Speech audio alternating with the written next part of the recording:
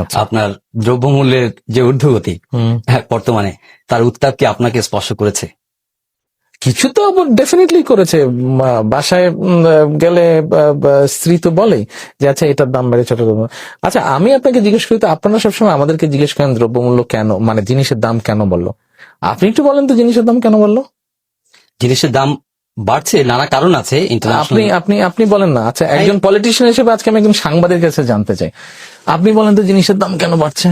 উৎপাদনের সমস্যা আছে, পরিবহনের সমস্যা আছে, আন্তর্জাতিক ভাবে পণ্যের মূল্য বেড়ে যাচ্ছে, ইন্টারন্যাশনাল অয়েল প্রাইস বাড়ছে, নানা কারণ এটার সঙ্গে জড়িত আছে। আর কি কারণ? বাজারজাতকরণের সমস্যা আছে। বাজারজাতকরণের কি সমস্যা আছে? উৎপাদনের ক্ষেত্রে ধরেন আমি জানি না, I want to learn from you, I want to know from you. আপনি আমাকে বলেন যে কেন বাড়ছে। ধরেন চালের কেজি এখন যদি আমি ধরে নিই 19-20 টাকা, এবারে চালের কেজি 18 থেকে 20 টাকা যদি ধরে নিই আমি, এটাকে কেন 10 টাকা করা সম্ভব না? সম্ভব নয় কেন? আমি আপনার কাছে জানতে চাচ্ছি। সেটা আপনার বাজার ব্যবস্থার উপরে নির্ভর করছে, কি উৎপাদনের উপর নির্ভর করছে। কিন্তু 10 টাকা না, 10 টাকা ধরেন আপনার ইন্টারভিউ আমি নিচ্ছি, 10 টাকা কেজি কেন দেওয়া সম্ভব না? দেওয়া কি সম্ভব?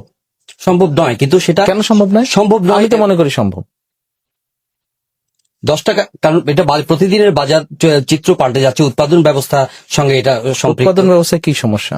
উৎপাদনে যদি আপনি প্রপারলি যদি সার, ডিজেল, বিদ্যুৎ সেগুলো যদি আপনি প্রপারলি সরবরাহ করতে না পারেন, সেক্ষেত্রে তো উৎপাদন হ্যাম্পার হতে পারে। উৎপাদন যদি হ্যাম্পার হয় তাহলে বাজারের দ্রব্যমূল্য তো স্বাভাবিকভাবে বাড়বে। না, সার, ডিজেল, বিদ্যুৎ এবার তো আল্লাহর রহমতে আপনার বাম্পার ফলন হয়েছে। তো যদি সার, ডিজেল, বিদ্যুৎ এগুলা যদি সরবরাহ করা সম্ভব না, তো বাম্পার ফলন হলো কেমন করে? ক্রপ বেশি হয়েছে, লাস্ট ক্রপ সিজনে ক্রপ কিন্তু বেশি হয়েছে। এক্সপেক্টেড যেটা গ্রোথ ছিল বা এক্সপেকটেশন যেটা ছিল আল্লাহর মতে তার থেকে বেশি হয়েছে। আমরা তো বলছি যে আপনার একটা রিজনেবল একটা প্রাইস, সেটা আপনি what is the reasonable price দেন? For a kg, for 1 kg rice যেটা নর্মালি মানুষ খায়,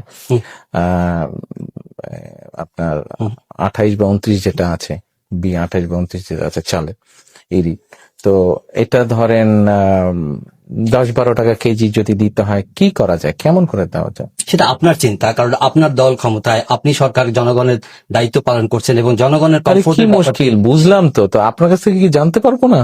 আপনার কাছ থেকে একটা জিনিস জানলে আমি গিয়ে আমার দলকে বলতে পারি, আমার দল ওটা নিয়ে চিন্তা করে, হতে পারে আপনি যদি বুদ্ধিটা বাতলে দিতে পারেন, এটা করলে দেশের মানুষ উপকৃত হবে। না, আমি তো রাজনীতিবিদ নই।